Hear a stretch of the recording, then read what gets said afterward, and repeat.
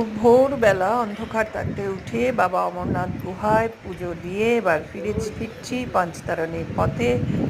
পিচ্ছিল এই বরফের সংকীর্ণ পথে বহু মানুষ এবার উপরে উঠে আসছে আর আমরা নিচে নামছি। সংকীর্ণ এই পথে মাঝে মাঝেই যানজটের জন্য দাঁড়িয়ে যেতে হচ্ছে। কেউ আসছে ঘোড়ায় পিঠে, কেউ পায়ে হেঁটে, কেউ বা কারোর পিঠে চড়ে।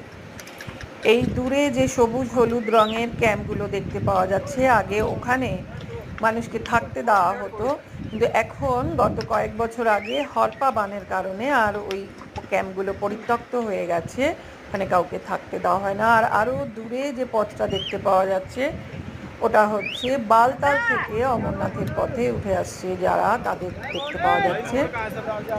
চতুর্দিকে সাদা বরফ আবৃত সুন্দর অসাধারণ সৌন্দর্যযুক্ত পরিষ্কার সকালের এই পথ ধরে আমরা চলেছি পাঁচতারণীর দিকে। ওখান থেকে ফিরে যাব পাহেলগাঁও, এক অসাধারণ অবস্থার সাক্ষী হয়ে।